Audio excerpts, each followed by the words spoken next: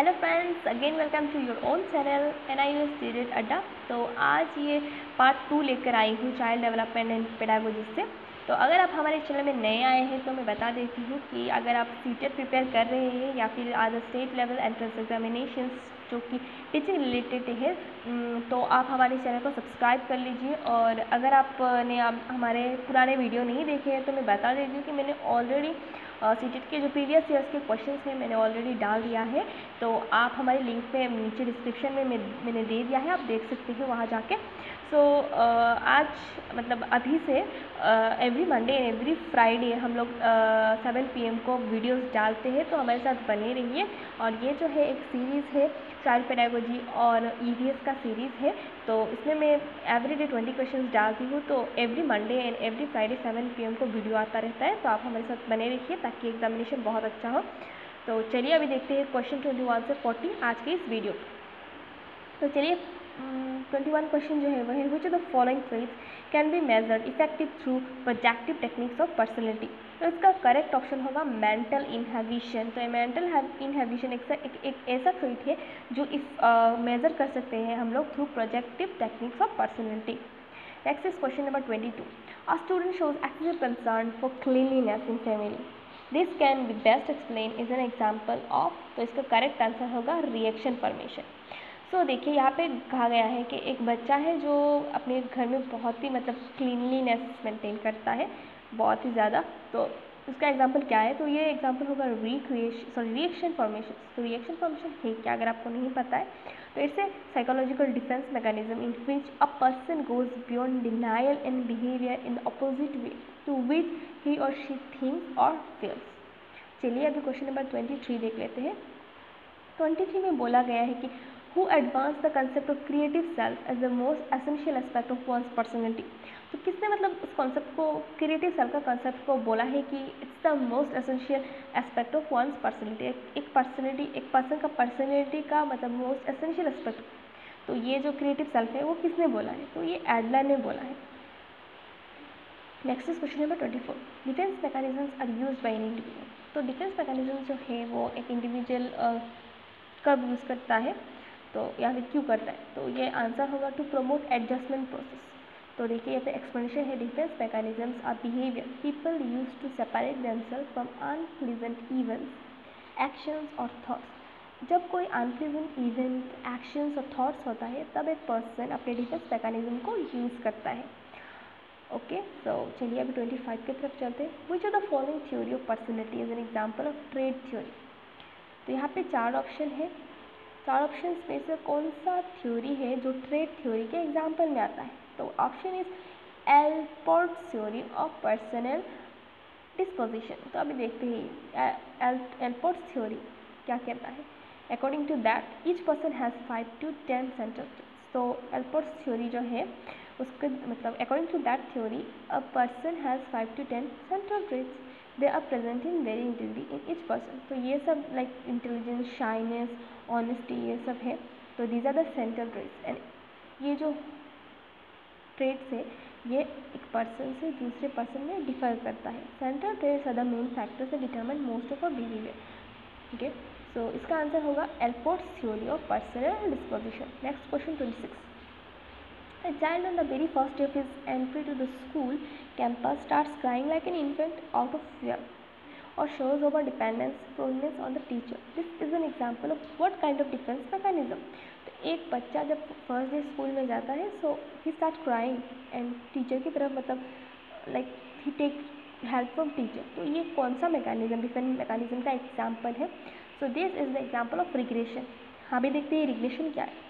Regression is a defense mechanism proposed by Anna Freud whereby the ego reverts to an earlier stage of development, usually in response to stressful situation। तो ये जो regression है ये एन्ना Fred ने propose किया था। तो whereby the ego reverts an earlier stage of development, usually in response to stressful situation में ये दिखाई देता है। Regression functions as a form of retreat, enabling a person to psychological go back in time to a period when the person felt safer।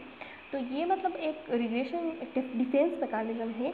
जब कोई stressful situation होता है then this theory मतलब दिस रिग्रेशन डिफेंस मैकेनिज्म क्या करता है, उस person को मतलब सेफर जोन में लेके जाता है। So that's is the correct answer. Next is question number 27, which is the following assessment tools of a personality is a projective test.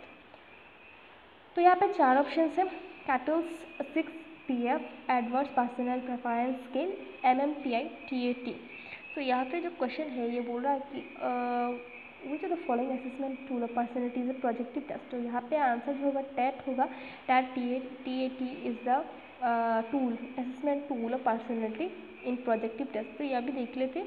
Projective test are based on Freudian psychology, psychoanalysis and seek to expose people's unconscious perception by using ambiguous stimulus to reveal the inner aspect of individual personality.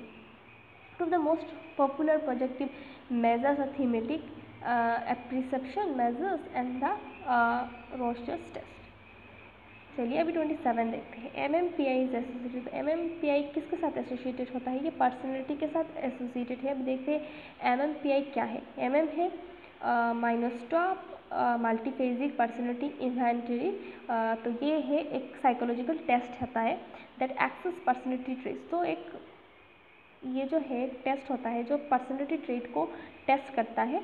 It's primarily intended to test people who are susceptible having mental health और other clinical issue. तो it's a major, it's I mean test through which अगर कोई मतलब mental health या फिर clinical disorder से कोई person अगर सफ़र कर रहा है तो then that this test is performed. तो MMPI is associated with personality. Next question is 29. The conscious ego is one of the elements of personality given in by the psychology Freud. According to Freud theory, the conscious ego वो सब है ना elements है personality के। तो ये कौन सा साइकोलॉजिस्ट ने दिया था, ऑब्वियसली वी नो फ्रॉइड ने दिया था। According to Freud theory, certain aspect of your personality are more primal and might pressure you to act upon your most basic urges. Other parts of your personality work to counteract these urges and strive to make you conform to the demands of reality. These 3 elements of personality, तो उन्होंने 3 element दिया था personality का, ID, ego, super ego. तो ये जो है ना वो वर्क टुगेदर करते हैं। They work together to create complex human behavior. The ego functions in both the conscious and pre-conscious and unconscious mind. Next, lecture method comes under. तो lecture method जो है वो कौन से मेथड के अंदर में आता है, ये टेलिंग मेथड के अंदर में आता है। It includes lecture, discussion, story telling. तो लेक्चर टेलिंग मेथड के अंदर में क्या क्या होता है, लाइक लेक्चर होता है, डिस्कशन होता है, स्टोरी टेलिंग होता है। Okay, next is 31। मेरे पीछे बहुत साउंड आ रही है, एक्चुअली इट्स रेनिंग और मैं अभी इस टाइम पे वीडियो बना रही हूँ तो थोड़ा साउंड होगा, बट आप इग्नोर करिए और पढ़ाई पे ध्यान दीजिए। क्वेश्चन नंबर 31 देखते हैं। From below options which can be considered as a example of fine motor skill. तो फाइन मोटर स्किल का एग्जाम्पल कौन सा है, रनिंग, राइटिंग, क्लाइंबिंग, रीडिंग। तो writing is the best from here, writing is the best fine motor skill example. Next is question number 32, learning plateaus. तो learning plateaus is what, arrested growth in learning, defective learning, cessation of learning, obstruction in learning। तो correct answer होगा obstruction in learning। Learning के समझ obstruction होता है, इसे learning plateau कहा जाता है।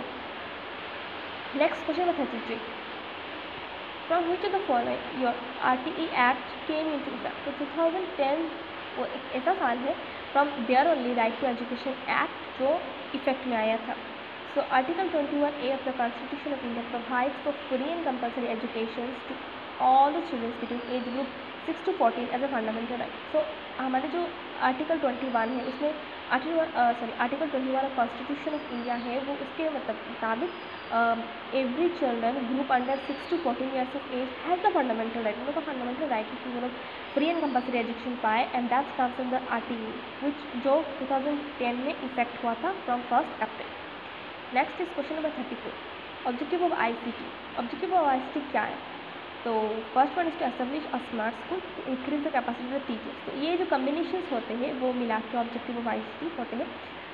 तो चलिए अभी next question is VLE stand for. तो VLE का फुल फॉर्म क्या है, वर्चुअल लर्निंग एनवायरनमेंट। अभी जो चल रहा है आजकल कोरोना वायरस के लिए लॉकडाउन हो चुका है, तो अभी जो पढ़ाई हम लोग ऑनलाइन कर रहे हैं ये एक वर्चुअल लर्निंग एनवायरनमेंट है, and that's is VLE। Next is question number 36, which of the following is the primary socialising agency. तो यहाँ पे 4 ऑप्शन है, मीडिया है, स्कूल है, फैमिली है, गवर्नमेंट है। इन चारों में से कौन सा प्राइमरी सोशलाइजिंग एजेंसी है? Family. So family is the primary socialising agency. एक बच्चा जब मतलब छोटे से बड़ा होता है, like he comes contact with his family first, so this is the primary socialising agency. बाकी जो है वो सेकेंडरी है। Next is question number 37, who has given the single factor theory of intelligence. तो single factor theory of intelligence कौन से scientist ने दिया था? Freeman, Alfred Binet, Thorndike, none of this. तो इसका करेक्ट आंसर है अल्फ्रेड बिनेट। ये बहुत इंपॉर्टेंट क्वेश्चन है, थ्योरी ऑफ इंटेलिजेंस किसने दिया था? अल्फ्रेड बिनेट ने दिया था। अभी next question 38, intelligence testing is effective for understanding. Intelligence testing जो होता है उसको क्या जानने के लिए, मतलब अंडरस्टैंड करने के लिए वो होता है? मेंटल रिटार्डेशन, एजुकेशन है backwardness, individual differences, all of the this is the correct answer.